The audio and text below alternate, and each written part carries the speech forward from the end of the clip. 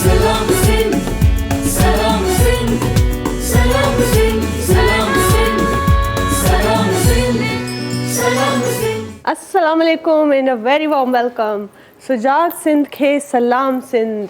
नाज़रीन, असांजी ऐं तव्हांजी ख़ूबसूरत सुबुह थी चुकी आहे, ॾींहं जो ख़ूबसूरत आगाज़ थी चुको आहे ऐं बहितरीन इहो जेको असांजो मुलाक़ात थींदी आहे जो हिन प्रोग्राम जे थ्रू हिन जे टीवीअ जे सिंध टीवीअ जे तवसुस सां तव्हां सां मुंहिंजी मुलाक़ात थींदी आहे. सो इहे जेके ख़ूबसूरत असांजूं मुलाक़ातूं आहिनि से अञा वधीक असां में एनर्जी पैदा कंदियूं आहिनि. मूंखां अक्सर माण्हू पुछंदा आहिनि त मतिलबु तव्हां सिंध टीवी ते आहियो ऐं प्रोग्राम था कयो, मॉर्निंग शो था कयो, त कीअं था मैनेज कयो इहे सभु. असल में छा आहे त जॾहिं सिंध टीवी सां ज़ाहिर आहे थोरो तालुक़ु थियो आहे, पर इन थोरे अरसे में वधीक बॉन्डिंग थी वई आहे. घर वारो अहसासु थींदो आहे. हिन जी सॼी टीम जेका असांजी सलाम सिंध जी टीम आहे, सभु मुंहिंजे घर भातियुनि वांगुरु आहिनि ऐं असां हिक ॿिए खे बिल्कुलु लिटरली फैमिली मेंबर्स वांगुरु ई सम्झंदा आहियूं. त इहा जेका बॉन्डिंग हूंदी आहे न, अञा वधीक तव्हां जे कम में ऐं तव्हांजे कम सां डेडिकेशन जेका आहे उहा वधीक ज़ाहिर कंदी आहे ऐं पैदा बि कंदी आहे. सुठो माहौल हूंदो आहे त कमु करण जी दिलि बि चवंदी आहे त माण्हूअ जो हर रोज़ु हिकिड़े नवनि आइडियाज़ सां माण्हू ईंदो आहे ऐं नई एनर्जीअ सां ईंदो आहे. सो इहे जेके ख़ूबसूरत ॻाल्हियूं आहिनि, इहे सभु इन करे आहिनि त असां में हिक ॿिए मां अचनि थियूं ॾाढियूं पॉज़िटिव वाइब्स इन करे ॾाढो ज़रूरी हूंदियूं आहिनि त जॾहिं बि तव्हां हिक ॿिए सां कमु कयो त उहे वाइब्स तव्हांखे कीअं थियूं अचनि. अच्छा, त काफ़ी माण्हू, मां तव्हां सां इहो बि शेयर कयां त पुछंदा आहिनि मूंखां त कीअं था मैनेज कयो. मैनेज त इंसानु सभु कुझु करे ई वेंदो आहे. ख़ासि तौर ते असांजूं जेके औरतूं आहिनि ऐं उन्हनि में जेका मैनेजमेंट पावर आहे, जेके स्किल्स आहिनि से दुनियावी सतह ते मञियल आहिनि ऐं उन्हनि खे इहे प्रूव आहे, उहो साबित थियल आहे त औरत खां बहितर मैनेजमेंट स्किल्स कंहिं मर्द में नथी थी सघे.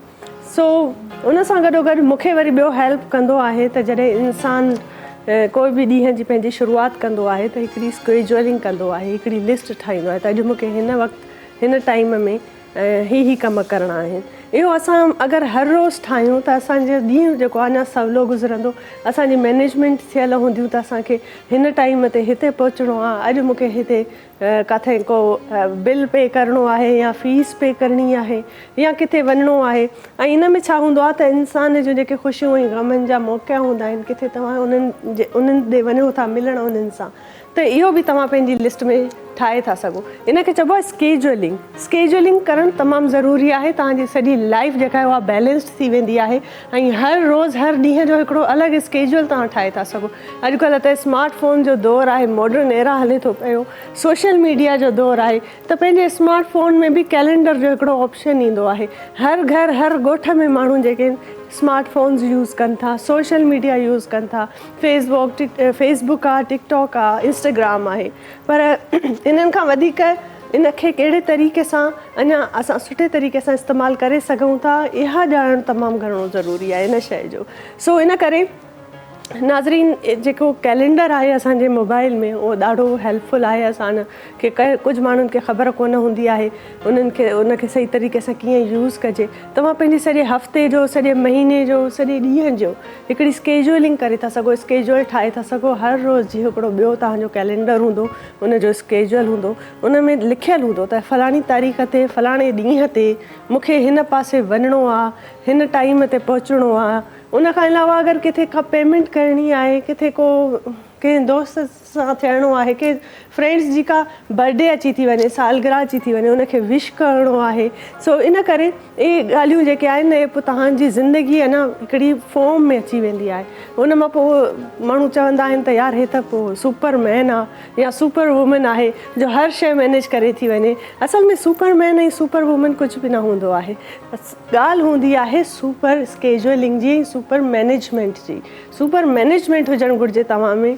पोइ केॾो बि ॾुखियो कमु हुजे, केॾा बि घणा कम हुजनि, उहे सभु सॉर्ट आउट थी करे पंहिंजे पाण उहे थींदा वेंदा आहिनि ऐं उन टाइम सां पूरा बि थींदा वेंदा आहिनि.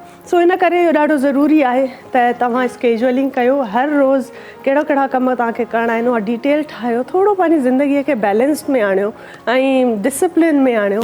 ॾिसो, कुदरत जो बि इहो ई निज़ाम आहे.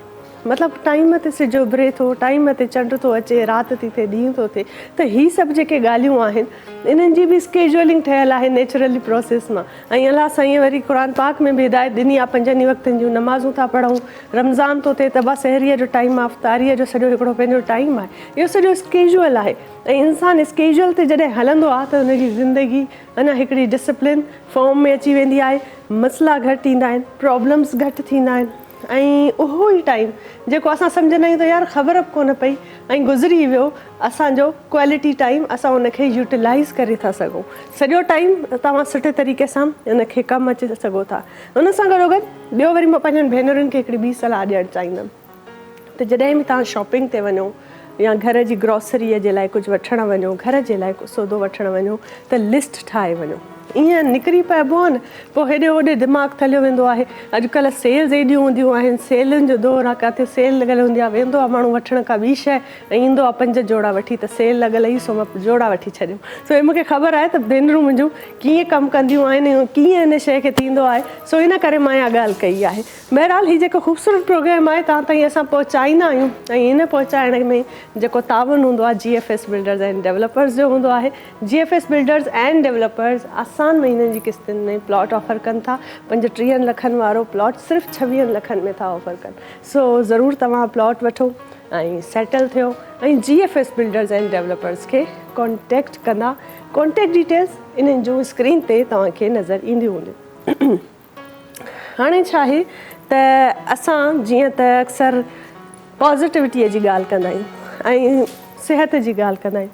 अॼु हिन वक़्तु कराचीअ में गर्मियूं आहिनि, ॾाढियूं ॾींहं थी विया आहिनि ऐं हिन वक़्तु त एॾी गर्मी आहे, एॾो गरम मौसम आहे जो ॾाढो मतिलबु गर्मी आहे। इंसानु ट्रैफ़िक में निकिरे थो त उते फ्रस्ट्रेट थिए थो, घर में आहे त उते अलॻि फ्रस्ट्रेशन आहे। लाइट आहे त ठीकु आहे, माण्हू AC हलाए थोरी देरि वेहे थो, पर अगरि लाइट न आहे त पोइ त तमामु ख़राबु हालत आहे। ऐं इन में इन ई जेको आहे सो गर्मीअ में अगरि का शइ को सहारो गर्मीअ में आहे, को अहिड़ो आहे जेको तव्हांखे थोरो गर्मीअ जो अहसासु घटि ॾियारे सघे थो, सो आहे करशे जामे शीरी। करशे जामे शीरी ख़ालिस अर्कनि सां तयारु शुदा हिकिड़ो शरबत आहे ऐं गुलाब ऐं संदल जा अर्क आहिनि इन में ऐं बहितरीनु इन जो फ्लेवर आहे। रिफ्रेशिंग ऐं लाइट इन जो फ्लेवर हूंदो आहे।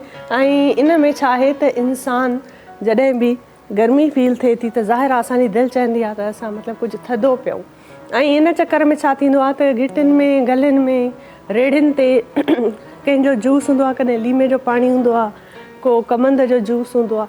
ठीकु आहे, इहे सभु हेल्दी आहिनि, पर अगरि इहे सुठे जाइ ते, सुठे थांव में, सुठे पाणी उन में इस्तेमालु थियलु हुजे, हेल्दी एटमॉस्फेयर में अगरि इहो इस्तेमालु थियलु आहे त पोइ इहे शयूं सुठियूं हूंदियूं आहिनि।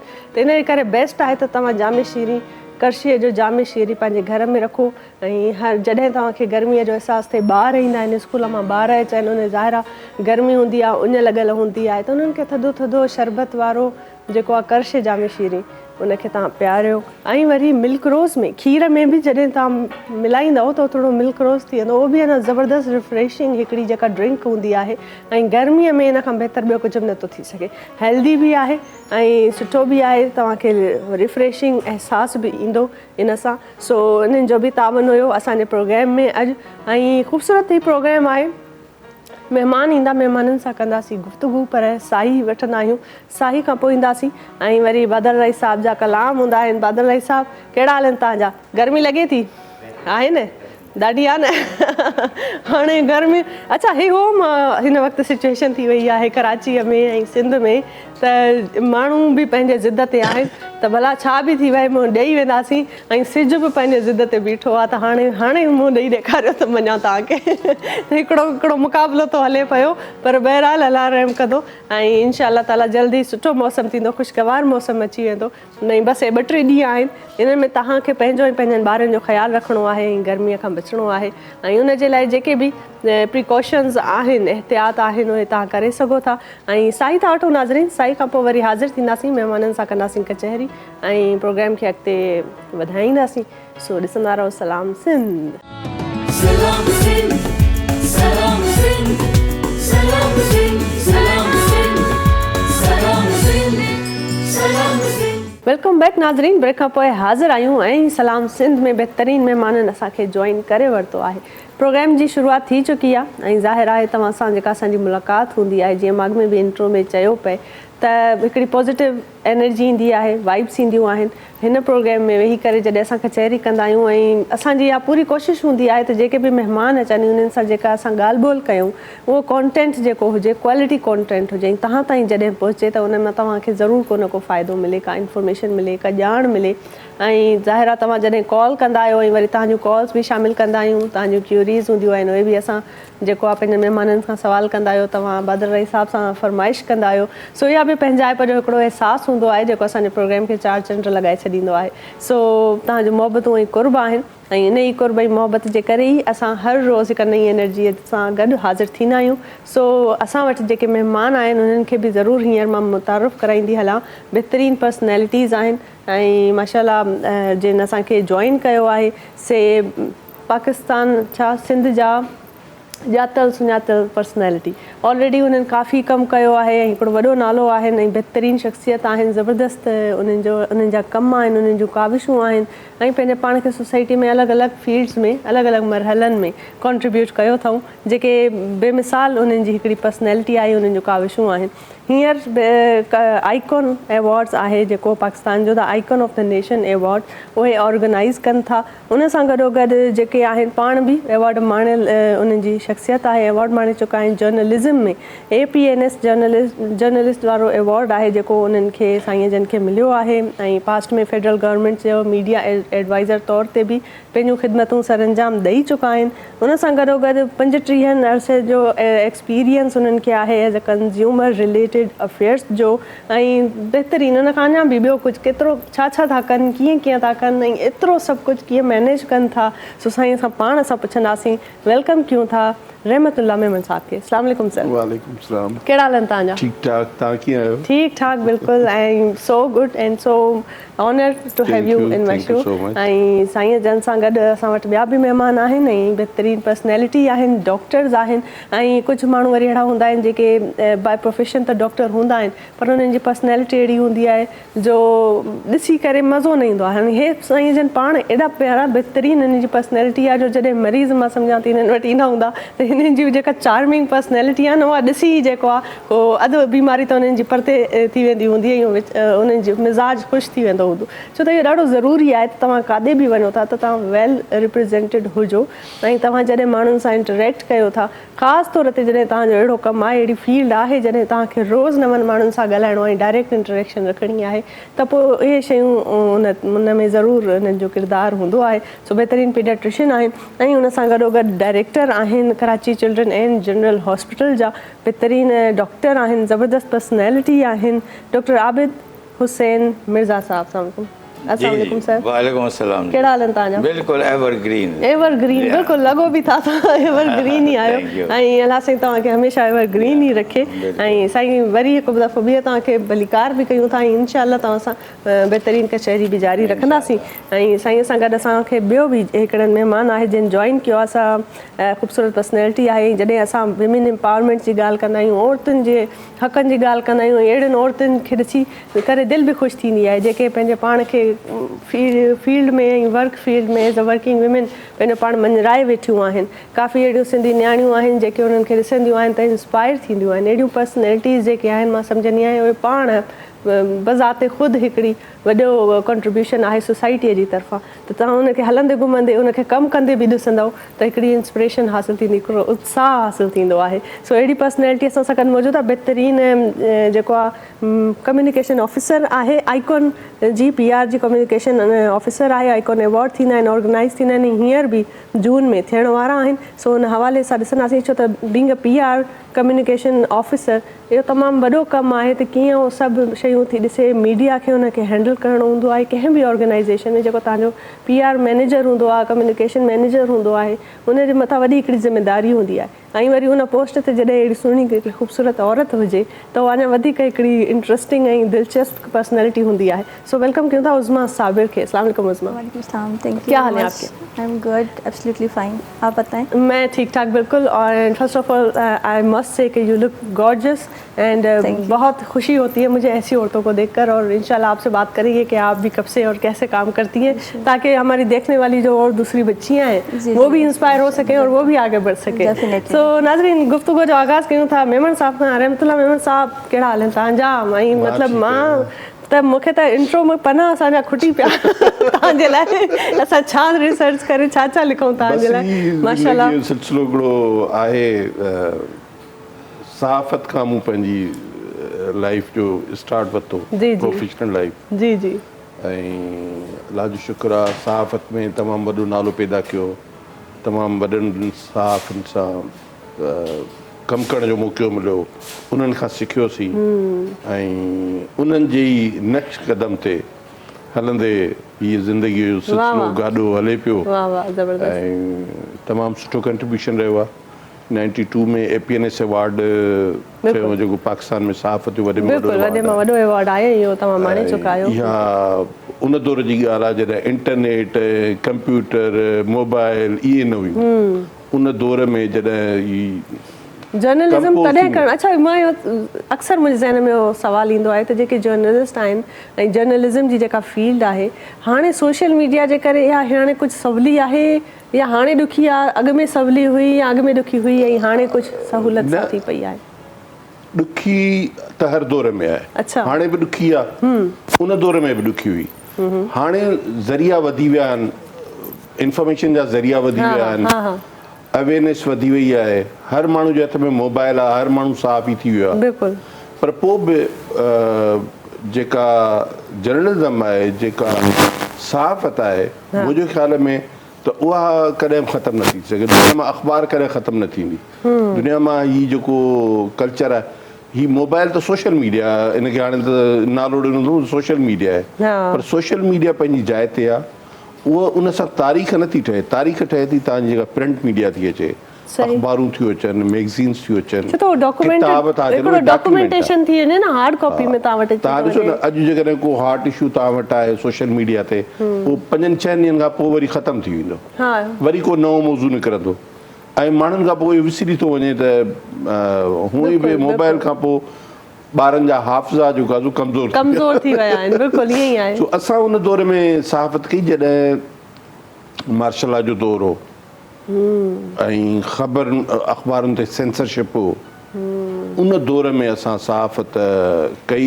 उहा सहाफ़त जॾहिं कम्युनिकेशन जा ज़रिया बिल्कुलु न, टेलीफोन बि कॾहिं कॾहिं असां कंदा हुआसीं त इंतज़ारु करिणो पवंदो, लैंडलाइन्स हूंदियूं हुयूं। लैंडलाइन्स बिल्कुलु बिल्कुलु। ऐं उहा कॉल वठणु, कॉल मिलाइणु, उन खां पोइ उहे ख़बरूं असां, मां जॾहिं डेस्क ते हूंदो हुउसि त साफ़ ई असांखे ख़बरूं लिखाईंदा हुआ, त फ़ोन ते लिखाईंदा, को लफ़्ज़ सम्झ में आयो को न आयो, पर पोइ इहो वरी एडिटर ऐं सब एडिटर जो कमाल हूंदो हो, न्यूज़ एडिटर जो उन्हनि ख़बरुनि जी नोक पलक दुरुस्त कंदा। सो मूं उन में बि न्यूज़ डेस्क ते बि कमु कयो आहे, रिपोर्टर तौर बि कमु कयो आहे। रिपोर्टर तौर बि मूं तमामु घणियूं स्ट्रगल कई। अच्छा, तव्हां चओ त असां सिखियासीं बि ॾाढो। तव्हां वरी उन दौर में ईअं हुयो त जेके वॾा जर्नलिस्ट हुया न, उहे बि ॾाढा फ्रेंडली हूंदा, मतिलबु जेके नवां यंगस्टर्स जेके ईंदा उन्हनि खे पाण सां वठी करे हलंदा हुया। मां जंहिं अख़बार में रहियोसि, इबरत अख़बार में, उते काज़ी असद हो, माशाल्लाह से अल्लाह से हुनखे ज़िंदगी जे ख़ैरमंद खोखर हो, अनवर पीरज़ादो हो, सुहेल सांगी हो। इहे उन दौर जा, उन वक़्त जा तमामु वॾा नाला हुआ, तमामु वॾा किरदार हुआ ऐं उन्हनि खां असां सिखियो, उन्हनि सां गॾु कमु कयोसीं। त उन्हनि सां गॾु कमु करण जो नतीजो इहो निकितो जो अञा ताईं असांजो जेको शऊर आहे न, उहो असांखे कंहिं बि ग़लति राह ते वञणु नथो ॾिए। ज़बरदस्त, बहितरीन, ॾाढी सुठी इहा ॻाल्हि आहे। ऐं तव्हांजी ॻाल्हि कंदे ई हिकिड़ी कॉल अची वई आहे, कॉलर खे शामिल कयूं था प्रोग्राम में। हेलो, अस्सलाम वालेकुम। वालेकुम सलाम वरहमतुल्लाहि वबरकातुहू। वालेकुम सलाम वरहमतुल्लाहि वबरकातुहू। जी भाउ मुंहिंजा मदीने वारा, कहिड़ा हाल आहिनि तव्हांजा?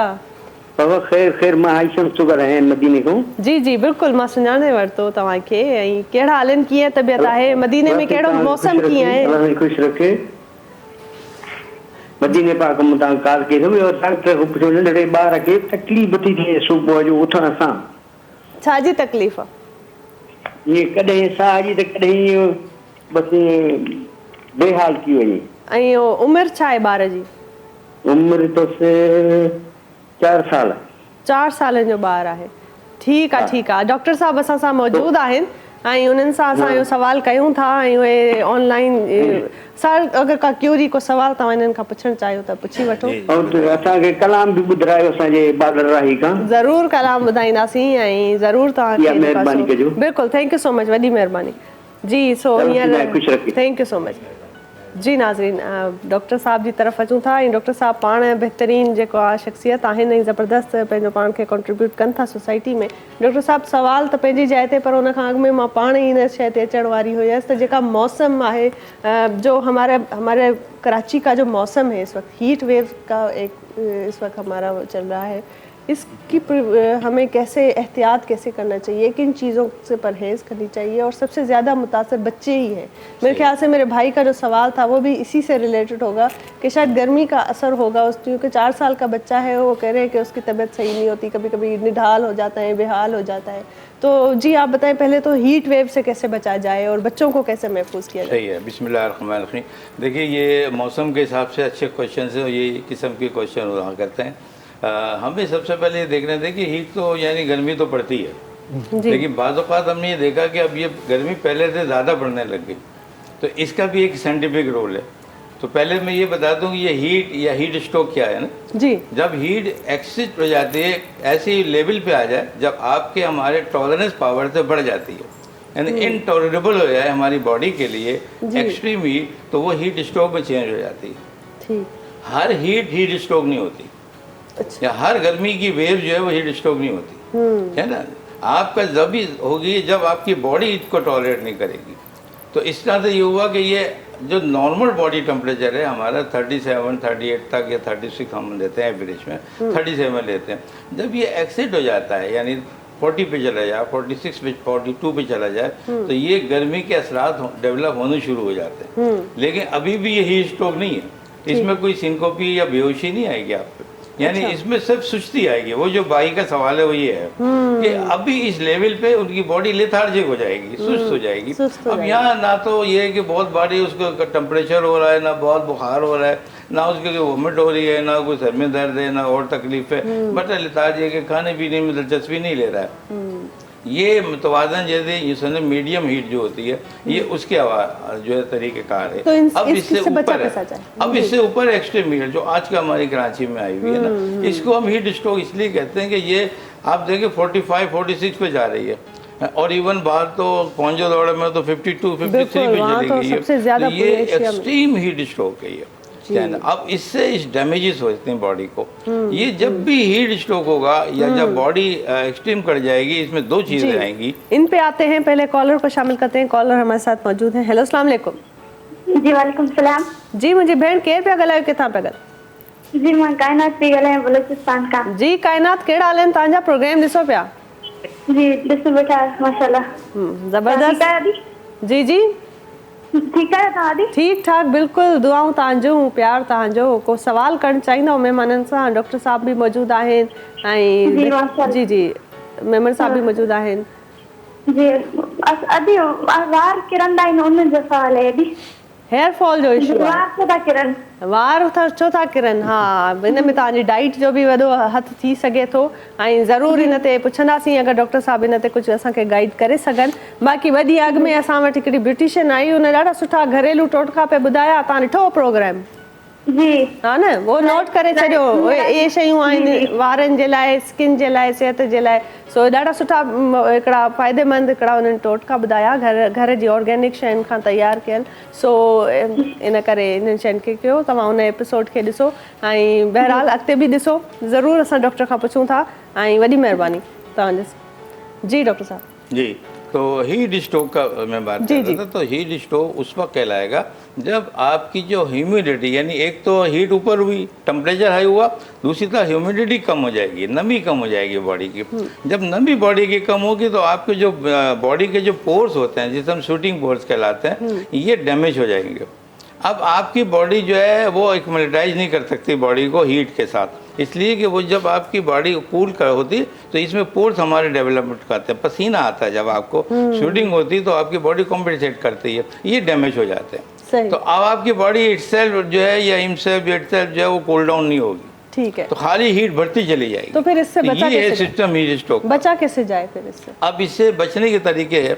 देखिए, सबसे पहले ये बात आप नॉर्मली देख लें, जब हम लोग हज पे जाते हैं तो वहाँ भी हीट बहुत ज़्यादा होती है। तो आप देखें हर हाजी के हाथ में एक अम्ब्रेला होता है। हाँ। आपने देखा होगा ये, हालांकि इतना डेवलप हुआ है, हर चीज़ वहाँ मौजूद है, इसलिए तो सबसे पहले नहीं, लेकिन गर्मी है तो उसके लिए जाहिर है आपको पहले ये बैरियर खत्म करना है जो हीट और आपके दरमियान है। आपको हीट से बचाना है अपने आप को, फौरी तौर पे शैडो में जाना है। हमारे पता नहीं क्यों इस चीज का वो है ही नहीं, कंसेप्ट ही नहीं है ना हमारे पास। हालांकि देखिए कितना ये यूजफुल है और कितना इस चीज को बचा जा सकता है कि जो लोग पैदल चल रहे हैं, आ रहे हैं, जा रहे हैं, अगर अम्ब्रेला लिया जाए तो बचत हो सकती है काफी। देखिए एक कम सी बात है, आपको देखिए हज पे तो नहीं जा रहे, देखे लोग ऊपर सर पे कपड़ा डाल देते हैं। हाँ, बिल्कुल। देहात में खास तौर पर वो कपड़ा या बिल्कुल, टोपी वो पहन देहाती नहीं है, बड़े सेंसिबल लोग हैं वो।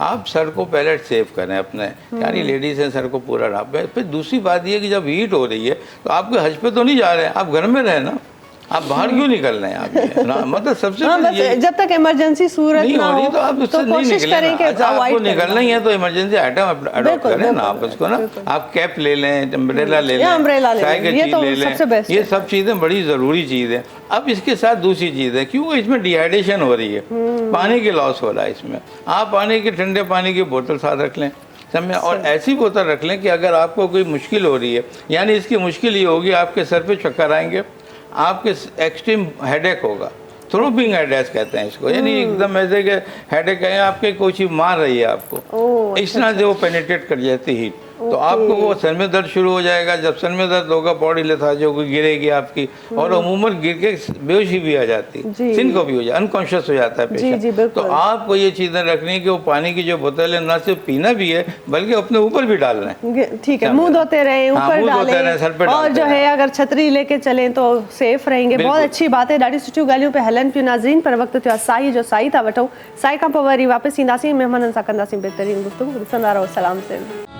सलाम सिंध, सलाम सिंध, सलाम सिंध, सलाम सिंध, सलाम सिंध, सलाम सिंध। वेलकम बैक नाज़रीन। प्रोग्राम में ब्रेक खां पोइ हाज़िर आहियूं, ऐं ब्रेक आई त असां वटि चांहि बि अची वई आहे, ऐं महिमान असां मां ग्रीन टी बि इंजॉय थी कयां, महिमान असांजा चांहि था इंजॉय कनि, ऐं उमेदु आहे तव्हां बि चांहि दांहि ठाहे करे मुंहिंजूं भेनरूं अचे वेही रहियूं हूंदियूं टीवीअ जे अॻियां, ऐं प्रोग्राम असांजो इंजॉय कंदियूं हूंदियूं। ऐं वरी जेके चांहि नथा पियनि से जामे शीरी पियो, कर छॾियो, जामे शीरी बेस्ट आहे। ऐं हिन गर्मीअ में जेॾो थी सघे तव्हां वेहो ठाहे पियो, घर में पियो, घर में रहो, ॿाहिरि निकिरणु अवॉइड कयो। जेसि ताईं को ख़ासि कमु हुजे, का इमरजेंसी हुजे, को ज़रूरी कमु आहे त पोइ ॿाहिरि वञो, न त घर में वियो ऐं मज़े सां जेको आहे इंजॉय कयो। ऐं डॉक्टर साहब जी तरफ से, डॉक्टर साहब जैसे आपने बोला कि हीट वेव्स का एक वो चल रहा है दौर, इस वक्त एक टाइम पीरियड चल रहा है, तो ज़ाहिर है जामे शीरी से अच्छा शरबत तो मैं समझती हूँ कोई होता नहीं है, और बाकी आप प्रोसेस्ड दूसरी कोई कोल्ड ड्रिंक्स या कुछ और तो उसके ज़्यादा साइड इफ़ेक्ट ज़्यादा होते हैं। तो ये ऐसा है कि आप दूध में मिला के पिए, आप इसके जो है मीठे बनाएं, कस्टर्ड वगैरह, काफ़ी ऐसी दूध की चीज़ें होती हैं तो घर में भी पक सकता है, तो बहुत इसका अच्छा एक रिफ्रेशिंग सा गुलाब और संदल और गुलाब के डायबिटिक ना हो तो फिर अच्छा, डायबिटिक ना हो, नहीं तो शुगर फ्री भी तो इनमें आता है। बच्चे ज्यादा अट्रैक्ट करते हैं, लाल कलर जो है ना उनको अगर आप व्हाइट गिलास में दे दो वो बड़े खुश होते हैं। आजकल तो बच्चे बड़े सभी अट्रैक्ट करते हैं, और इसके बिना तो अब मज़ा नहीं आता जब तक आप जामे शीरी ना पिए। तो जी आपसे बात करते हैं उस्मा, आप बताएं कि आप CEO हैं आइकन अवार्ड्स की, आइकन नेशन अवार्ड्स बहुत बड़े अवार्ड हैं, कैसे ख्याल आया कि इस तरह के कोई एक अवार्ड होने चाहिए सोसाइटी में, नहीं हो रहे, और आपने स्टार्ट किया, तो ये कब ख्याल आया और इसको स्टार्ट होते होते कितना अर्सा लगा, कैसे सोचा, क्या मेहनत लगी, बताएं ज़रा हमें। चलिए मैं अपनी जर्नी आज आपके साथ जी काफ़ी अर्से बाद जी recall शुरुआत से करूँ, शुरू करें आप, से। ताकि हमें भी तो पता चले कि ये कैसे ख्याल आया आपको, मेरी किस तरह बेसिक जो स्टार्ट था, इंटरेस्ट तो मेरा था मीडिया का हमेशा से ही, लेकिन शुरू में होता है ना पेरेंट्स को कि डॉक्टर बनना है जी। और इंजीनियर बनना है, इस तरह का।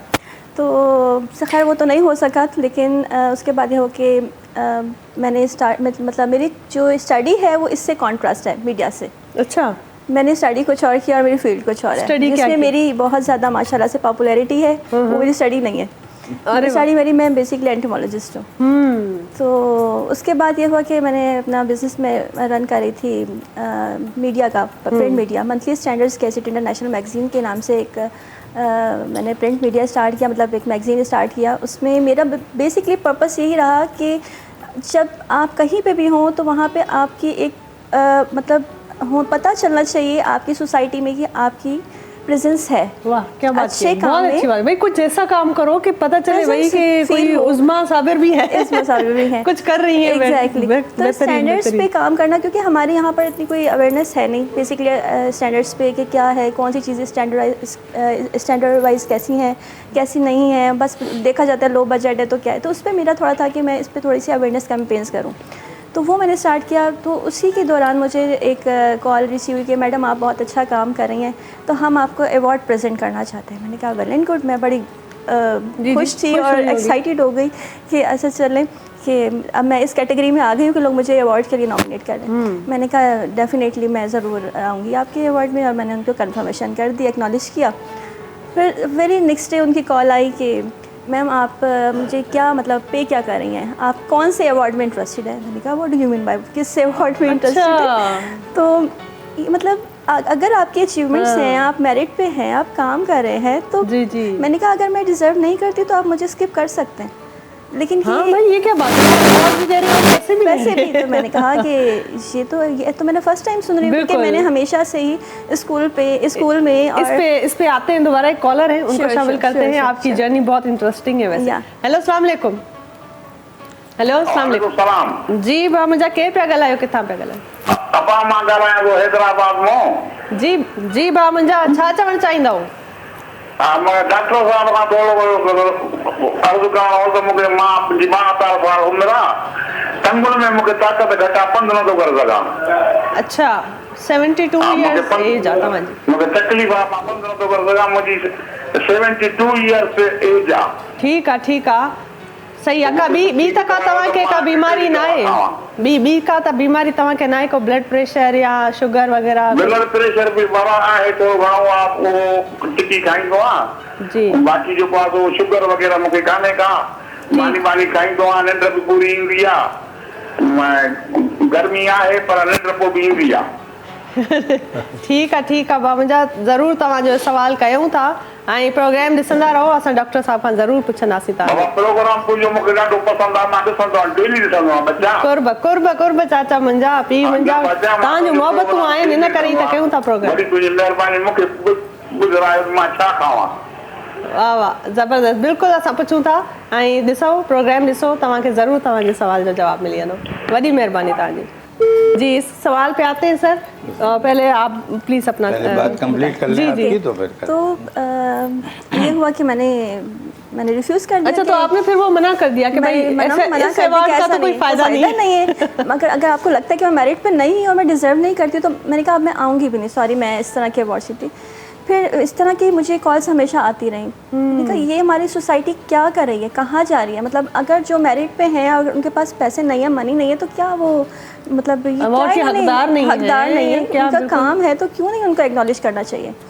उसके बाद मैंने ये काम स्टार्ट फिर किया। आपने कहा कि मैंने ऐसे कहा अवार्ड नहीं, होने ऐसा चाहिए काम जो होना चाहिए। जेन्युइन लोगों को एग्जैक्टली मेरिट क्या होना बात। चाहिए, ताकि जो डिजर्व करते हैं, जो मतलब नीडी तो नहीं कह सकते, लेकिन जो डिजर्विंग है, जो मेरिट पे हैं, वो कहाँ जाएंगे। ये बाइस्ड अवार्ड नहीं होना चाहिए। फिर मैंने डिफरेंट मैं चैनल्स के नेम्स तो नहीं लूँगी कि वो अपने ही ड्रामे बनाते हैं और फिर उसमें ही अवार्ड सबको प्रेजेंट कर देते हैं अपनी ही कास्ट को, तो बाकी जो आर्टिस्ट है वो कहाँ।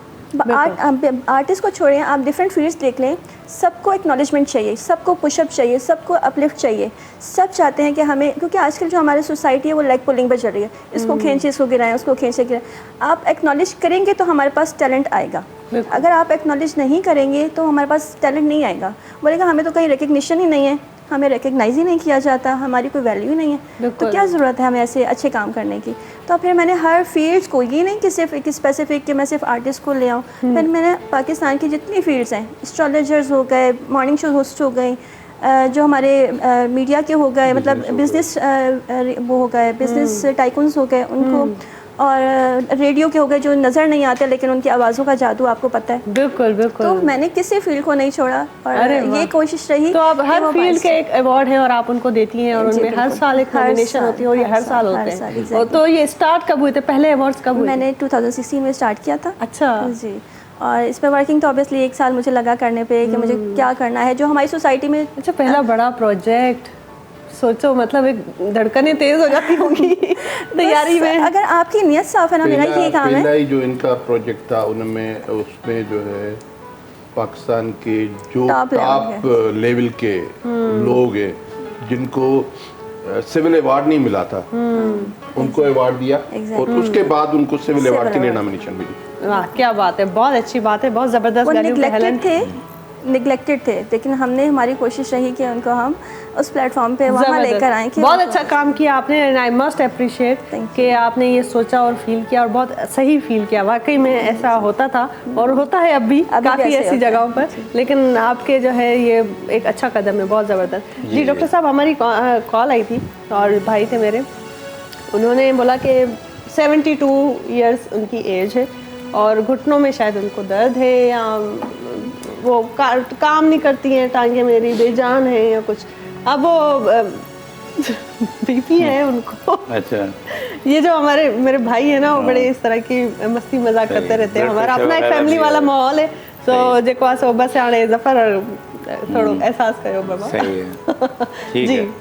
तो देखिए, ये तो बड़ा सिंपल जवाब है इसका कि जब भी एज बढ़ती है, उम्र बढ़ती है, तो उसके साथ साथ आपके जो आज़ा हैं वो जवाब देने शुरू कर देते हैं, उनकी भी एज बढ़ती है। जी, जी, जी। यही नहीं होता कि हम अगर 60 साल पे खड़े हुए हैं, हम सब चीज़ें नॉर्मल तो कुछ, लेकिन मेरे ख्याल से उनको किसी हाँ। जनरल फिजिशियन के पास जाके कुछ टेस्ट वगैरह या हाँ। कुछ डॉक्टर को दिखाने चाहिए। हाँ, हो अब सकता है अगर ये- फिजियोथेरेपी करवाएं और सही हाँ, हो जाए। नहीं, इस पर ये देखना है ना कि आए कि ये ओबेसिटी है इनकी, तो टायर्डनेस होता है यूजुअली ना, जो नीज डैमेजेस हो जाते हैं। अगर दुबली पतली है और अगर इसके बावजूद हो रहा है तो विटामिन की कमी हो गई, D3 कम हो गई और कैल्शियम कम हो गया, तो बिल्कुल आप सही कह रहे हैं, इसमें ज़रूरी है कि आप अपने करीबी डॉक्टर से रुजू करें। जी। वो आपको कंसल्टेंट के पास भेजेगा, और जी। ऑर्थोपेडिक सर्जन या ऑर्थोपेडिक फिजिशियन के पास, बिल्कुल वो इसको ट्रीट करेगा। ज़बरदस्त, सही तरह से। बिल्कुल। भामंजा तव्हांखे ज़रूरु सवाल जो जवाब मिली वेंदो कंहिं ऑर्थोपेडिक डॉक्टर खे ॾेखारियो या कंहिं बि जनरल फिजिशियन खे फ़िलहाल वञी तव्हां ॾेखारियो, मुआइनो करायो।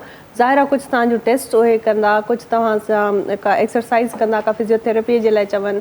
सो इन जे प्रोसेस आहे हिकिड़ो, उन में तव्हां वञो ऐं पंहिंजो ख़्यालु रखो सिहत जो, ऐं उमेदु आहे त ज़रूरु तव्हांखे जेको आहे उहो सवाल तव्हांजो पंहिंजो मिली वियो हूंदो। जी, अच्छा, इसके अलावा सर आपने जैसे वो पहले हीट वेव्स की जी हाँ, जिक्र जी। कर रहे थे, तो आप बिल्कुल। जी बताएं। अच्छा, अब देखिए कि आज से जो 50 साल पहले जो गर्मी पड़ती थी कराची में, इतनी नहीं थी।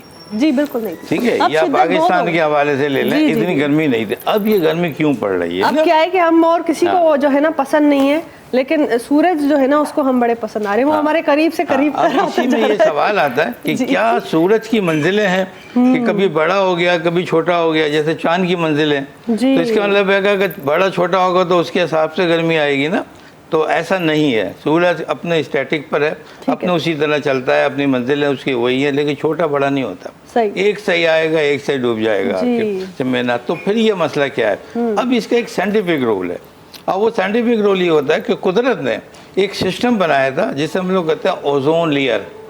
बिल्कुल ऑक्सीजन 3 के नाम से ये आता है। जी। ये एक ओजोन, जब आपकी अर्थ खत्म होती है तो ये उसकी जो लेयर है उसके ऊपर ये ओजोन लेयर वहाँ बनती है, और वो ऐसी बन जाती है बिल्कुल कि वो जो ऊपर की तेज रो जो आ रही होती है जी, जी। हीट रे, तो रेडिएशन कहलाती है। ये 5 to 6,000 किलो के हिसाब से, किलोमीटर के हिसाब से दौड़ रही होती हैं ये। अगर ये डायरेक्ट आपके पास ज़मीन पे आ जाए तो ज़मीन जल जाए बिल्कुल। तो कुदरत ने वो बैरियर लगाया वहाँ पर। वो बैरियर इतना था कि जब वहाँ से छन के जब नीचे आती थी तो वो कंट्रोल होती थी। अब ऐसा हुआ कि आपके मुल्क से पॉल्यूशन बढ़े, जी। समझे ना, ये जो बागात थे लॉन ये हट गए, ये कट गए जी, चीज़ें। जी, जी। और जो ऑक्सीजन थी इनको दूसरा रिप्लेस कर दिया गया केमिकल्स में।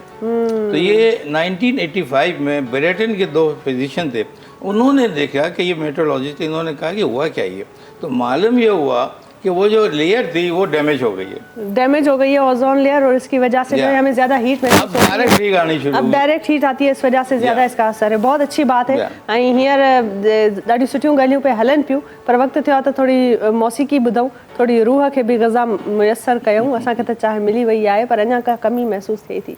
ऐं ज़ाहिर आहे फरमाइशूं बि अची वियूं आहिनि, कॉलर्स जेके आहिनि उहे बि मुंतज़िर आहिनि। सो बादल अली साहब, कहिड़ो था कलाम ॿुधायो असांखे? जी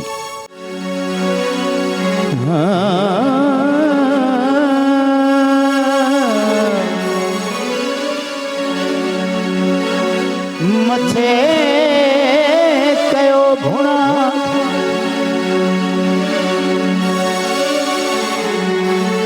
मथे कयो भुणा हंझ नहाणा थड़ा रुसा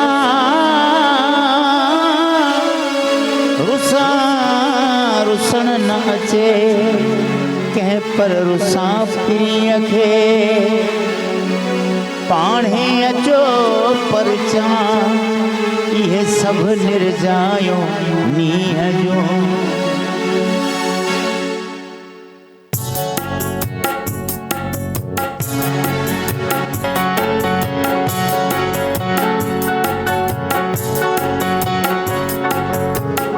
भटको प्या बेगानन वांगे भटको प्या बेगानन वांगे दुनिया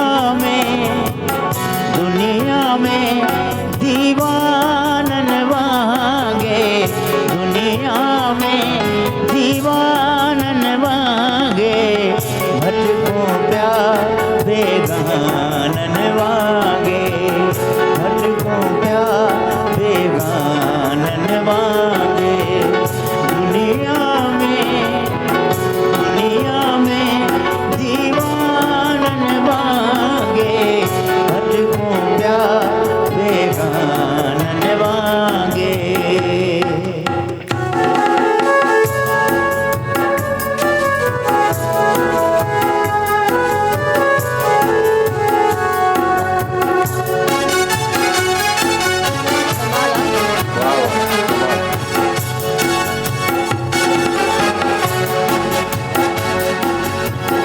मोहब्बत में बि मिलावट आहे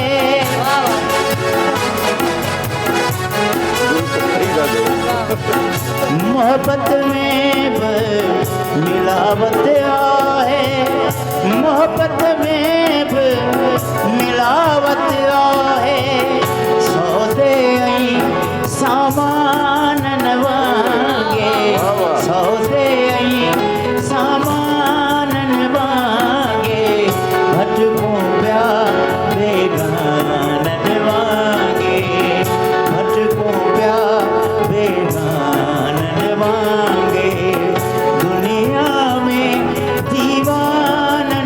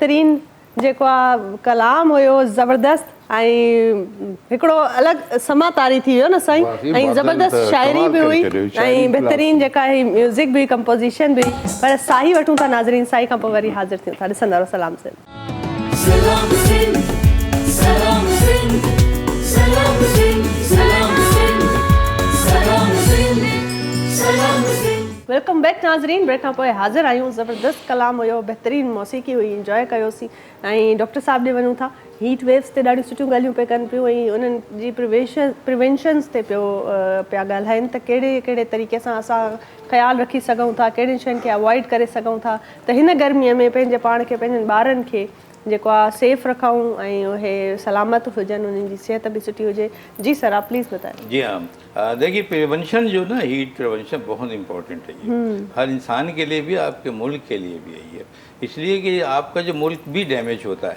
अगर आपके हीट अगर बंद नहीं है तो आपके जो सड़कें हैं आपके मकान हैं आपके तेज़ मकान के ऊपर की छत पे अगर ये थी तेज़ हीट आएगी तो वो भी डैमेजेस होंगे उसके रहने वाले अंदर वो भी मकीन के भी वो भी डैमेज होंगे इसके लिए हमें दो चीज़ें चाहिए होती हैं एक तो हमें शजरकारी चाहिए जितने ज़्यादा दरख्त आप लगाएंगे जितना ज़्यादा शजरकारी करेंगे आप उतने आप महफूज हो जाएंगे इस हीट से सारे मुल्क में जाहिर है दरख्त होगा तो छांव मिलेगी साया मिलेगा।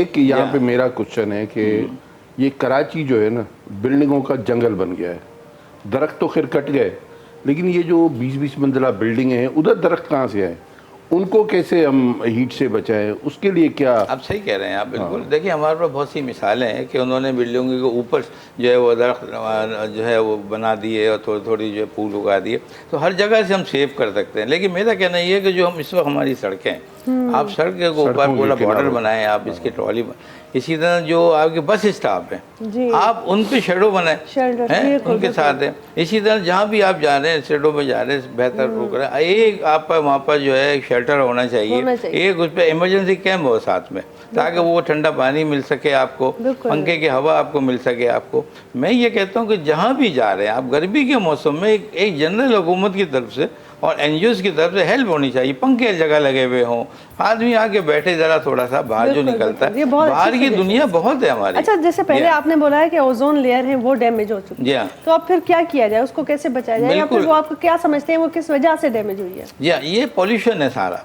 केमिकल इसमें जो पॉल्यूशन है पॉल्यूशन का एक लफ्ज़ है ना इसमें बहुत सी गैसेस हैं इसके अंदर जो जाके फ़ज़ा को डैमेज कर देती हैं इंसान को डैमेज कर देती हैं ये जब ये ऊपर उठी तो इन्होंने रिप्लेस किया ओजोन को लेकिन ये वो जो ओजोन वाली लेयर तो इस प्रॉपर्टी तो इनमें नहीं थी ना तो वो सीधी लेयर्स आ रही हैं अगर हमने आइंदा ये अपने पोल्यूशन को नहीं कंट्रोल किया आपने इन चीज़ों को शजरकारी हमने नहीं लाया इनसे भी जो ऑक्सीजन गैस ये बाहर इमिट करते हैं और हम जो ऑक्सीजन कार्बन डाइऑक्साइड जो एक्स्ट्रा करते हैं ये दरख्त जो है ये उसको अब्जॉर्ब करते हैं तो ये जब अब्जॉर्ब नहीं करेंगे तो ये ऊपर जाएगी जब ये ऊपर जाएगी तो ओजोन को वो ऑक्सीजन है वो उसको रिप्लेस करेगी ओजोन तो और गर्मी बढ़ेगी हमारे यहाँ से हमें ज़रूरी है कि हमें पॉल्यूशन को कंट्रोल करें देखिए ओजोन तो ऊपर मौजूद है ओजोन तो ऊपर मौजूद है हमने डैमेज किया हुआ है बहुत अच्छी बात किया हुआ है जी बहुत अच्छी बात की है और जी आपकी तरफ आते हैं आप अपना एक जैसे बताया कि स्टार्ट आपने किया और सोचा ख्याल आपको आइकॉन अवार्ड्स का इसलिए आया और आपने इस तरीके से स्टार्ट किया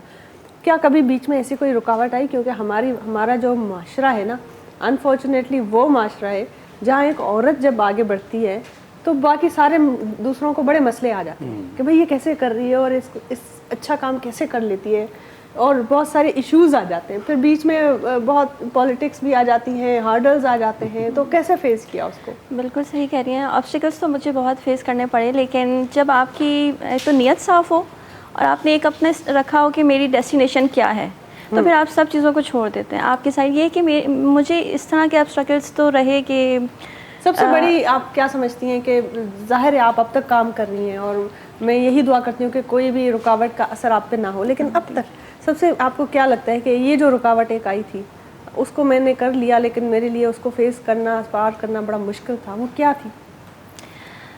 सबसे बड़ा जब मैंने स्टार्ट किया इस अवार्ड से पहले तो जब मैंने मीडिया स्टार्ट किया प्रिंट मीडिया स्टार्ट किया तो मुझे कुछ एक आपको पता है पाकिस्तान में येलो जर्नलिज्म बहुत है आप जैसे वो किसी लड़की को देखते हैं तो उसको एक और तरह से पोर्ट्रे किया जाता है कि पता नहीं शायद ये काम करने आई बिल्कुल, है, बिल्कुल, यू नो। जी। हमारे जो सोसाइटी है उस या हमारा जो कल्चर है वो लड़की को बाहर निकलते देखते ही समझते हैं कि बस इसे मिसयूज़ किया जाए, जी, अपने जी, मुताबिक बिल्कुल, किया जाए। बिल्कुल।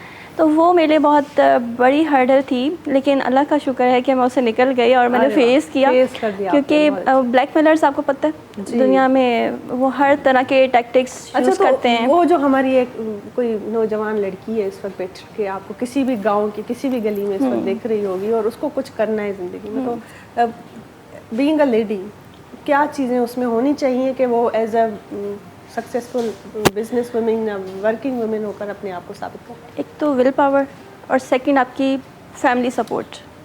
ठीक, अगर आपकी फैमिली आपके साथ है फिर आपको बाहर की कोई भी ऑब्स्टिकल अगर आपके क्योंकि जस्टिफिकेशन आप सिर्फ अपने पेरेंट्स को देते हैं, पेरेंट्स को, भाई को, सब अगर जी, आप जो- आपके जो साथ ज़ाहिर है हैं, आपके प्यारे जो हैं, आपके से प्यारे हैं, आपके अच्छे बिल्कुल, प्यारे क्योंकि लोग उनको वो हमारे लिए जो है ना मैटर करते हैं, मैटर भी वही करते हैं हमारे लिए बल्कि सोसाइटी family को भी चाहिए कि सपोर्ट करें, बिल्कुल। लड़कियों को, बच्चियों को सपोर्ट करें। अगर आपके साथ नहीं एक मुझे लगता है कि लड़की अगर शुरू में ऑब्वियसली फैमिली नहीं समझ रही होती इस चीज़ को, लेकिन वो अपने एक्शन से कुछ अरसे में फिर वो मनवा लेती है। लेकिन मैं यहाँ पे मैं ये कहना चाहूँगी ज़ाहिर बहराड़ीअ में ना ओतिरो माहौल ना आहे, एतिरी मॉडर्निज़म ना आहे। ठीकु आहे, सिक्योरिटी आहे, पेरेंट्स आहिनि, घर भाती आहिनि, उन्हनि जी सिक्योरिटीअ जे लाइ कंसर्न हूंदा आहिनि त मतिलबु कीअं इहा न्याणी करे सघंदी, कीअं हिन दुनिया जो फेस करे सघंदी ऐं कमु करे सघंदी। पर तव्हां सिर्फ़ु हुनखे सपोर्ट कयो ऐं तव्हां ॾिसो त उहा दुनिया बि फतह करे सघे थी। हिकु औरत खे अगरि सपोर्ट आहे, विल पावर आहे, हुन में जोश आहे, पैशन आहे, त उहा वाक़ई में कुझु बि करे सघे थी। त तव्हांजी तरफ़ां हुनखे सिर्फ़ु सपोर्ट खपे, सिर्फ़ु जेको आहे मोहबत प्यार ऐं सपोर्ट थी खपे। हुन खां अलावा तव्हां माण्हुनि जो न सोचो, मिटनि माइटनि जो न सोचो ऐं उन जे करे जेके असांजूं नियाणियूं घर थियूं वेही रहनि, पंहिंजा ख्वाबनि खे पंहिंजे दिलि में दफ़न करे थियूं छॾनि, सो इहो ग़लति आहे। इहा हिकिड़ी नाइंसाफ़ी आहे जेका उन्हनि सां थिए थी पई। सर, तव्हां काफ़ी अरसो जर्नलिज़म में बि गुज़ारियो ऐं मतिलबु एतिरा अवॉर्ड बि माणियो तव्हां ऐं घर वॾनि जर्नलिस्ट सां कमु बि कयो। अॼु जी हिन वक़्त जी जर्नलिज़म खे कीअं था ॾिसो पिया, कमु कीअं थो हले, सही आहे न आहे? प्रोफेशनलिज़म जी हिन वक़्तु ॾाढी कमी महसूसु थिए थी। माना अनप्रोफेशनल जर्नलिज़म थी हले पई। इन करे जो ॾिसो, हर माण्हू ही जेको सहाफ़त जेका आहे न उहा बि हिकिड़ी मां सम्झां थो त अलाह जी देन आहे, अलाह जी हिकिड़ी ॾिनल तव्हांखे तोहफ़ो। जी जी। हाणे ही रुगो मोबाइल सां वीडियो भरे उनखे रिकॉर्ड करण खे मां सहाफ़त नथो मञां। सही। सहाफ़त में त तव्हां हिकिड़े मज़लूम सां हिकिड़ो जेके पीड़ियल तबिको आहे उनजो आवाज़ु बणिजो न। उनजो जेसिताईं तव्हां पीड़ियल तबिके जो आवाज़ु नथा पियो। ॿियो हिकिड़ो हिकिड़ी चैनल वधी विया ऐं मीडिया जो जेको तमामु घणो अची वियो, उहे उन्हनि छा कयो जो बिजनेस ऐं हुनजी रैंकिंग हासिलु करण लाइ अहिड़ा इशूज़। अच्छा, अक्सर त हाणे अहिड़ियूं आहिनि जेके ग़लति पंहिंजूं ठातल ख़बरूं माण्हू ठाहिनि था त जे मतिलबु रेटिंग मिले। इहो ई त ॾिसां पियो न। पाण क्रिएट कयो वञे थो हुन ख़बर तव्हां खे। ॾिसो, तव्हां सॼो ॾींहुं सोशल मीडिया ते कहिड़ी का कम जी शइ अचे थी, रुॻो हिक ॿिए जे मथां लताड़ आहे। बिल्कुलु। भले सियासत हुजे, भले समाजी तव्हांजा इशूज़ हुजनि, भले अदबी इशू हुजनि, जेके बि इशू हुजनि, तव्हां हिक ॿिए जो रुॻो टंगूं खिचणियूं आहिनि, हिक ॿिए जे लाइ इशू क्रिएट करणा आहिनि, प्रॉब्लम पैदा करणा आहिनि ऐं उन्हनि खे हाईलाइट करिणो आहे। सही। इहा त सहाफ़त न आहे। तव्हां मज़लूम सां गॾु ॾिसो, सिंध में तालीम जो बेड़ो ॿुधल आहे, सिंध में सिहत जी सहूलियत, घणा मसला आहिनि। तालीम में सिहत त बेसिक आहे, पर उन खां अलावा बि सभई मसला आहिनि। ही हाणे हीट वेव हले पियो, इहे इशू न आहिनि छा? वणकारी टोटल ख़तम थी विया, जंगलात ख़तम थी विया, पाणी कोन्हे। इहे आहिनि इशू जिन ते तव्हांखे पंहिंजी सहाफ़त खे अॻियां वधाइणु घुरिजे, पर हिते असां वटि उहो आहे कोन। ॿियो, मां हिकिड़ी शिकायत कंदो आहियां हमेशह, हर जाइ ते कंदो आहियां, इदारा पंहिंजे जेको रिपोर्टर मुक़ररु कनि था, ख़ासि तौर नंढनि इलाइक़नि में, उन्हनि खे पघारूं छो कोन था ॾियनि? उन्हनि खे तव्हां पघार ॾियो, छाकाणि उहो छा थो करे, जेको मक़ामी सहाफ़ी आहे जंहिंखे असां चऊं, उहो छा थो करे, उहो कंहिं ऑफिसर ॾे वञे थो 500 रुपया जो, 1000 रुपया जो, कंहिं वॾेरे वटि वञे थो, कंहिं यूनियन काउंसिल जे चेयरमैन वटि वञे थो, उनखे पोइ उते हू उन्हनि खे किथे त जेको आहे उनखे 500 रुपया मिलंदा, कि जिते नथा मिलनि हू ठीक ठीक सही गंदे पाणी पियो वहे, सही ये शहर ॿुॾे पियो गंदे पाणी में, सही पोइ उते माना इहे पर्सनल जेके हाणे उते आहिनि जेको उहे ॾिठो न, इन कल्चर खे कंडेम करणु घुरिजे ऐं इन कल्चर खे कंडेम या कॾहिं कॾहिं इहो इश्तिहारनि जे अॼु जे दौर में तव्हां जी ॾाढी मां सुठी इहो थो चवां त तव्हां इश्यू ओरिएंटेड या इहो सहाफ़त कयो त जीअं कंहिं माण्हूअ जा मसइला बि हल थियनि ऐं ज़बरदस्त। तव्हांजो हिकिड़ो किरदार बि निमाए थिए। बिल्कुलु कॉल आहे, कॉल खे शामिल कयो था। हेलो अस्सलाम वालेकुम। हेलो जी अस्सलाम वालेकुम। वालेकुम सलाम भेण मुंहिंजी, केरु पिया ॻाल्हायो, किथां पिया ॻाल्हायो? अदी मां कासमाबाद में ॻाल्हायां, शाहजहां। जी शाज़िया, कहिड़ा हाल आहिनि तव्हांजा? प्रोग्राम ॾिसो? अलाए शुक्र अदी मां बिल्कुलु ठीकु आहे। तव्हां पाण सुठा करे लॻो, ड्रेस सुठी वरितल आहे। जी जी, छा चयो? अदी मां डॉक्टर सां मशवरो कयां, को टंगन में सूर थो थिए अदी रस्तो। कन में सूर? टंगन में दी। अच्छा अच्छा, कॾहिं खां थो पवेव? अदी तकरीबन 3-4 मंथ थी विया आहिनि। अदी इंश्योरेंस खीर पींदी आहियां, कैल्शियम वारी टिकियूं पींदी आहियां ऐं टेगो बयान बि के टिप्स पींदी आहियां, पर आराम कोन थी थिए अदी। ठीकु आहे ठीकु आहे, डॉक्टर खां पुछूं था। खाइण पीअण में त काई अहिड़ी का शइ त न आहे पंहिंजी, जेको टेस्ट वग़ैरह करायूं अथव? अदी मां टेस्ट कोन कयो अथई, हिकु टेस्ट कराई डॉक्टर जो रत जी कमी आहे, मां रत हूंदो त पोइ सही थी वेंदो। हा, पोइ रत जी कमी ऐं आयरन मुंहिंजे ख़्याल में तव्हांजी कमी आहे। बहरहाल डॉक्टर साहब खां पुछूं था, तव्हां प्रोग्राम ॾिसो ऐं उहे तव्हांखे ॿुधाईंदा ज़रूरु। ऐं जी जी महिरबानी, थैंक यू सो मच, वॾी महिरबानी तव्हां कॉल कई। अच्छा, ये मेरे ख्याल से खून की कमी है और टांगों में इनके दर्द क्या क्या पूछा इन्होंने पूरा? टांगों में दर्द है। दर्द है और डॉक्टर को बताया, उम्र उन्होंने बोला कितनी था। है? उम्र तो मैंने नहीं पूछा, उम्र बच्चे हैं बड़े हैं ये? जी जी जी जी, मेरे ख्याल से हाँ, नौजवानी वाली उम्र। देखिए मैं दोनों को बता देता हूँ, दोनों को बता देता हूँ। जो बच्चे जिनके बच्चों में टांगों में दर्द होता है वो यूजुअली इसमें 2 चीजें पाई जाती हैं। अपने लिए बता रही, मैं बताता हूँ बच्चों में जिनमें कमी होती है उनमें 2 चीज़ों की कमी आती है। एक तो आयरन कम होता है, दूसरा विटामिन कम होते हैं, D3 स्पेशली उनमें कमी आती है, यानी न्यूट्रिशनल डेफिशिएंसी होती है। जो बड़े लोगों में जिनमें दर्द होता है इनमें उनमें भी 2 चीज़ें होती हैं, उनमें ज़्यादातर विटामिन की कमी आती है, D3 की इसमें कमी आती है उसके अंदर, और उसमें आयरन उसमें कम होता है, उसमें आयरन इतना कम पानी पाया जाता। और दूसरी यही है कि आपका जो न्यूट्रिशनल स्टेटस है, डाइट का स्टेटस है, वो अनइक्वल है, बैलेंस नहीं है वो, तो आप उसको बैलेंस करें। इसके अलावा बहुत सी बीमारियां भी होती हैं, जो कमर की बीमारियां जो टांगों में जाती हैं। अगर आयरन की कमी है तो डाइट में कैसे बैलेंस करें? या वो डाइट इस्तेमाल करें, उससे मतलब न्यूट्रिशनल डेफिशिएंसी है। अच्छा जी, मतलब दवाइयाँ ले, मल्टीविटामिन दवाइयाँ लेते हैं, बट डाइट भी आती है ना। देखिए डाइट हमारे पास कार्बोहाइड्रेट्स की भी है, प्रोटीन की भी है, आयरन भी है, हर चीज़ की डाइट है आपके, है ना। हाँ, अंडे हैं, दूध है, मक्खन है, गोश्त है, चिकन है, ये चीजें सबसे बेस्ट मीट। आई थिंक सो मीट is very very red meat important. Iron हाँ बिल्कुल, हाँ बिल्कुल, ठीक है ठीक तो है। ऐसे डाइट में सब चीज़ें मौजूद, डाइट में नहीं होगी तो विटामिन आपको सप्लीमेंट लेने पड़ेंगे। ठीक है सर, बहितरीन। उम्मीद आहे त तव्हांखे इहो सवाल जो जवाबु मिली वियो हूंदो भेण मुंहिंजी, ऐं तव्हां पंहिंजी डाइट ते कमु कयो ऐं मुंहिंजे ख़्याल में टेस्ट करायो, ॿियो वरी डॉक्टर खां रुजू कयो त उहे तव्हांखे अञा वधीक बिल्कुलु फेस टू फेस जॾहिं तव्हांजी सिचुएशन ॾिसंदा त ॿुधाए सघनि था। त जी सर, तव्हां सां इहो ॾाढो हिकिड़ो सवाल हुयो ज़रूरी, जेको मां चाहियां पई त पुछणु, त जे सहाफ़त ते था ॻाल्हायो पिया, अॼुकल्ह जे मयार ते था चओ त एॾो सुठो न आहे या कुझु, हींअर अॼुकल्ह जा जेके सहाफ़ी आहिनि उन्हनि मां कंहिंखे तव्हां ॾिसो था ऐं सोचो था त मतिलबु हीउ माण्हू हिन जो कमु सुठो आहे कुझु, ऐं मूंखे लॻे थो त हीउ मतिलबु अॼुकल्ह जे दौर में सुठी सहाफ़त करे? अॼुकल्ह मुंहिंजो दोस्त आहे, नालो मां वठां थो, मंसूर मुगेरिया, इन्वेस्टिगेटिव रिपोर्टिंग में पाकिस्तान में इन जेतिरी इन्वेस्टिगेशन रिपोर्टिंग मूंखे नथो लॻे त केरु कंदो हूंदो। सही, ज़बरदस्त। असां नाला त वॾा वॾा ॿुधा आहिनि, मंसूर भले वॾो नालो न हुजे, आहे त वॾो नालो, पर जेको कमु पियो करे न उन में हिन कमाल करे छॾियो आहे। सही। ऐं मूंखे यादि आहे त पोएं दफ़े कोई 800 मोटो एक्शन थिया हिन जे ख़बरुनि ते सुप्रीम कोर्ट तरफ़। अच्छा। हाणे एॾो वॾो नालो असांजे सिंधी सहाफ़िन में, त तव्हां ॾिसो त इंस्पिरेशन आहे, मतिलबु सुठा माण्हू बि आहिनि जेके कमु कनि था। असां उनखे ॾिसूं था, पढ़ूं था, असां महसूसु कयूं था त असां हिकिड़ी कॉल वठूं था ऐं पोइ ज़रूरु हिन ते ॻाल्हाईंदासीं। अस्सलाम वालेकुम। हेलो हेलो, अस्सलाम वालेकुम। जी भाउ मुंहिंजा, केरु पिया ॻाल्हायो? टीवीअ जो आवाज़ बिल्कुलु बंदि करे छॾियो ऐं असां सां ॻाल्हायो।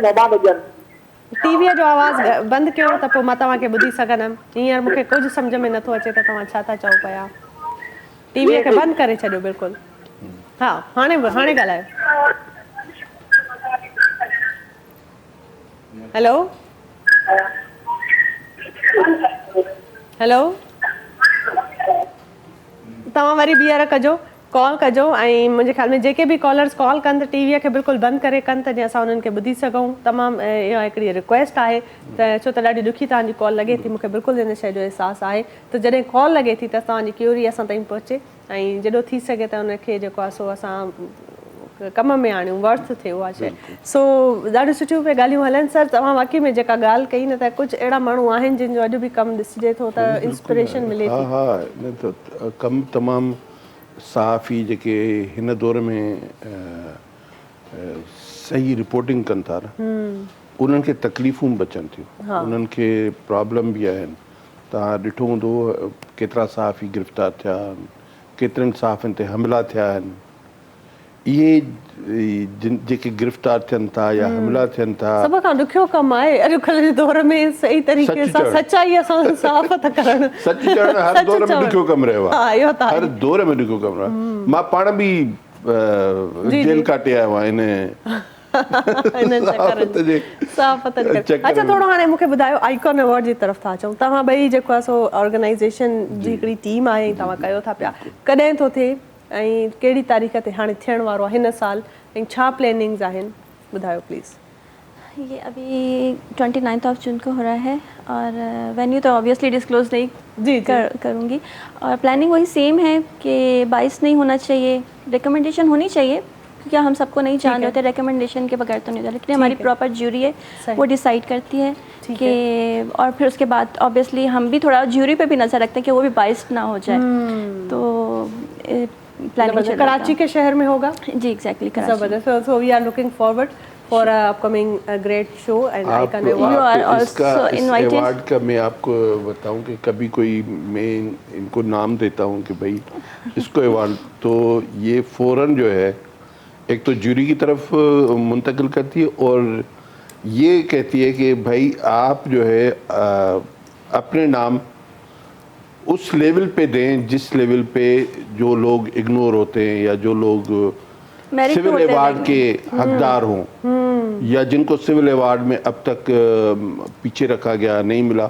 इस स्टेज पे आके काफी लोग रोते हैं कि हम डिजर्विंग होते हैं, पूरी जिंदगी गुजर गई। शहनाज आपा, ज़ेबा शहनाज आपा, उनको हमारे अवार्ड के बाद सिविल अवार्ड के लिए नॉमिनेट किया गया। वो उन्होंने कहा कि मुझे आज तक नहीं किया गया। मैं आपके साथ क्लिप शेयर करूँगी उनका।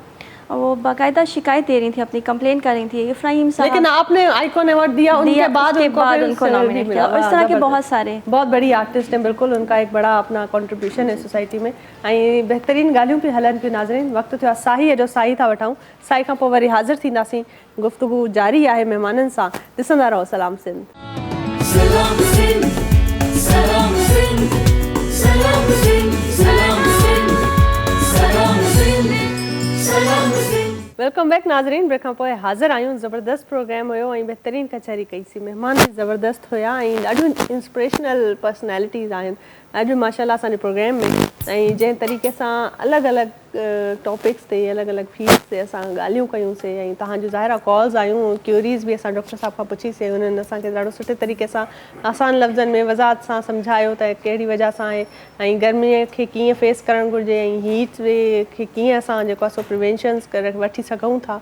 सो इहे सभु जेके ॻाल्हियूं आहिनि इहे सिर्फ़ु करणियूं न हूंदियूं आहिनि। ऐं असां जॾहिं हिन प्रोग्राम में कचहरी कंदा आहियूं, इन ॻाल्हियुनि ते डायलॉग थींदो आहे, डिस्कशन्स थींदियूं आहिनि इन टॉपिक ते, त इन जो मक़सदु इहो हूंदो आहे त तव्हां में शऊर पैदा थिए ॾिसंदड़नि में, ऐं असांखे बि कुझु सिखण खां मिले ऐं तव्हांखे बि कुझु सिखण खां मिले। ऐं इन्हनि ॻाल्हियुनि खे अमली तौर ते प्रैक्टिकली तव्हां अमलनि में आणियो ऐं पंहिंजी पर्सनैलिटीअ में, पंहिंजे आसे पासे में, पंहिंजी लाइफ स्टाइल में, पंहिंजी रूटीन में इन्हनि शयुनि खे शामिलु करे छॾियो। छो त इहा हिकिड़ी सोच ई आहे। सोच मट बि त ज़रूरु जेका आहे नेशन में बहितरी बि अची सघे थी ऐं उहे क़ौमूं ज़रूरु पोइ तरक़ी बि कंदियूं आहिनि, जेके पोइ बाशऊर थी वेंदियूं आहिनि ऐं उन पंहिंजी जेको आहे सो सोच सां कमु वठंदियूं आहिनि। ऐं हर हिकु फ़र्दु जेको आहे बीइंग अ रिस्पॉन्सिबल सिटीज़न पंहिंजो फ़र्ज़ु सर अंजाम ॾींदो आहे ऐं सोसाइटी में का न का कंट्रीब्यूशन कंदो आहे। इहा ज़िमेदारीअ वारो अहसासु जेको आहे इहो तमामु घणो ज़रूरी आहे।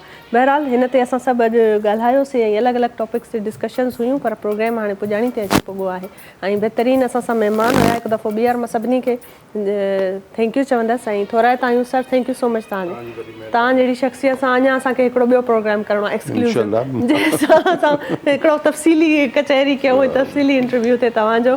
ऐं जेको आहे सो उज़मा आपका बि thank you so much and such an inspirational personality you are, and I hope for the best in the future and your future projects.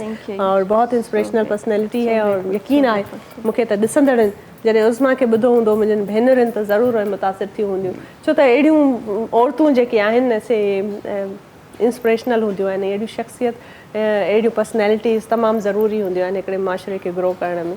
ऐं डॉक्टर साहब तव्हांजा भी थैंक यू सो मच, आप आए और जो है बहुत अच्छे तरीके से आपने बताया, हीट वेव्स की प्रिकॉशंस के हवाले से आपने बताया, प्रिवेंशंस के हवाले से बताया और बहुत अच्छा लगा आपके साथ बात करके।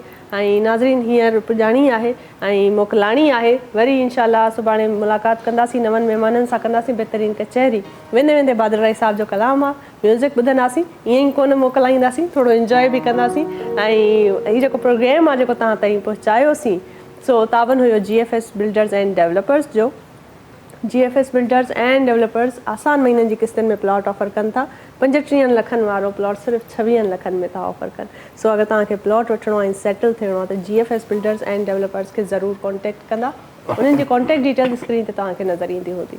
उन सां गॾु असांजे प्रोग्राम में जेको तावन हुयो सो कर्श जामे शीरी वारनि जो हुयो। कर्श जामे शीरी वारनि जो चवणु आहे त 100% ख़ालिस अर्कनि सां तयारु शुदा गुलाब ऐं संदल जे अर्कनि सां तयारु शुदा शरबत आहे हिकिड़ो, जेको लाइट रिफ्रेशिंग हिन जो अहसासु आहे ऐं गर्मीअ जो तोड़ आहे। सो हिन हीट वेव्स में इन खां बहितरीनु को साथी थी नथो सघे। सो कर्श जामे शीरी तव्हां इंजॉय कयो, पाणी में पियो, खीर में मिलाए पियो, पंहिंजे ॿारनि खे बि पीआरियो ऐं गर्मीअ खां बचो। ऐं जेके शुगर वारा जेके आहिनि मरीज़ जेके अफोर्ड ईअं नथा पी सघनि, सो उन्हनि जे लाइ शुगर फ्री वारो बि कर्श जामे शीरी आहे। सो ज़रूरु तव्हां इहो ट्राई कयो ऐं हिन गर्मीअ में बहितरीनु आहे ऐं जेको आहे सो हिन जो को ख़ासि साइड इफेक्ट्स बि न आहे। सो बहितरीनु तव्हां पंहिंजी सिहत खे बरक़रार रखी सघो था। हीउ नाज़रीन अॼु जो असांजो प्रोग्राम हुयो जेको हींअर हाणे पुॼाणी ते अची पुॻो आहे। हाणे तव्हां सां मोकिलाणी आहे, सुभाणे वरी मिलंदासीं नवनि महिमाननि सां, कंदासीं सुठी कचहरी। इंस्पिरेशनल ॻाल्हि ॿोल जारी रहंदी ऐं पॉज़िटिविटी ऐं पॉज़िटिव वाइब्स जी ॾे वठि जेका आहे सा ता हयात क़ाइमु रहंदी। पंहिंजो रखो खोड़ सारो ख़्यालु, मूंखे रखिजो दुआउनि में यादि। अला भाई असां बि इश्क कयो हो उहो नथो विसरे,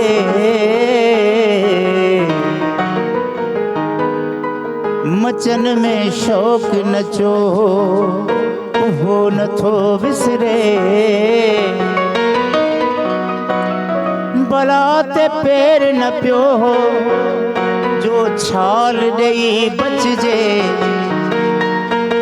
खिवण खे बाहूं न बखो उहो नथो विसरे। सरकज सिंधी बोल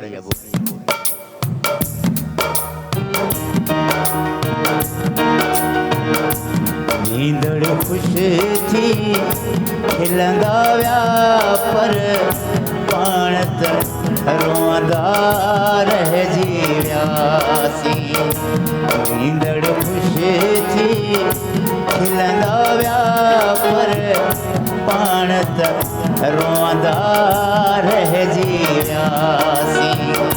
कीन वराए कंध ॾिठाऊं, कीन वराए कंध ॾिठाऊं, ॾिसंदा ॾुखंदा रहिजी वियासीं। नींदड़ ख़ुशि थी खिलंदा विया पर पाण त रोअंदा रहिजी वियासीं।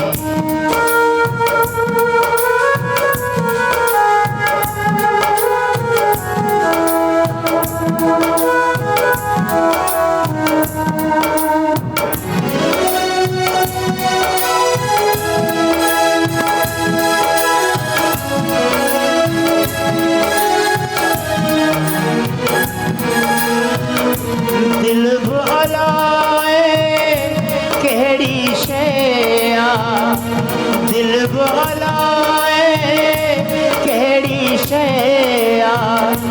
प्यार जे पोयां भटके थी पई दिल हलाए कहिड़ी शइ आ प्यार जे पोयां भटके थी पई ॿियो त न हो वस पंहिंजी दिल ते ॿियो त न हो वस पंहिंजी दिल ते लुछंदा पुछंदा रहिजी वियासीं ॿियो त न हो वस पंहिंजी दिल ते लुछंदा लुछंदा रहिजी वियासीं की न वराए कंध ॾिठाऊं ॾिसंदा दुखंदा रहिजी वियासीं नींदड़ ख़ुशि थी खिलंदा विया पर पाण त रोअंदा रहिजी वियासीं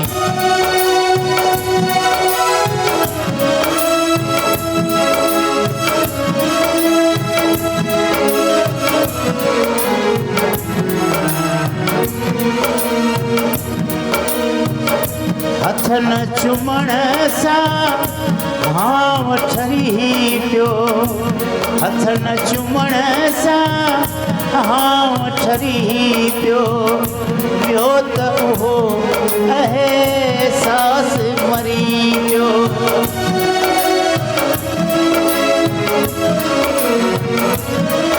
हथ न चुमण सां भाव ठरी पियो विया त उहो एहसास मरी पियो खोटी क़िस्मत जे दोज़ख में खोटी क़िस्मत जे दोज़ख में सड़ंदा पचंदा रहिजी वियासीं दोज़ी क़िस्मत खोटी क़िस्मत जे दोज़ख में सड़ंदा पचंदा रहिजी वियासीं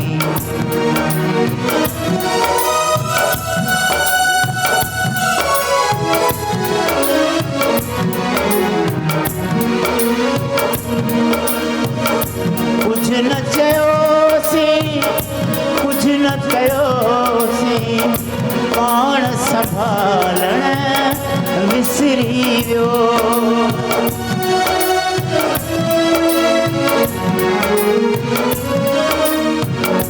कुछ न कयोसीं कुछ न चयोसीं पाण संभालण विसरी वियो प्यार पिरीअ जे हुन में गुम थी प्यार पिरीअ जे हुन में गुम थी रस्तो चुमंदा रहिजी वियासीं प्यार पिरीअ जे हुन में गुम थी रस्तो चुमंदा रहिजी वियासीं की न वराए कंध ॾिठाऊं ॾिसंदा दुखंदा रहिजी वियासीं नींदड़ ख़ुशि थी खिलंदा विया पर पाण त रोअंदा रहिजी वियासीं पाण त रोअंदा रहिजी वियासीं मॉर्निंग शो सलाम सिंध जा तमाम एपिसोड्स ॾिसो हाणे HD क्वालिटीअ में विज़िट करियो असांजो YouTube channel Sindh TV HD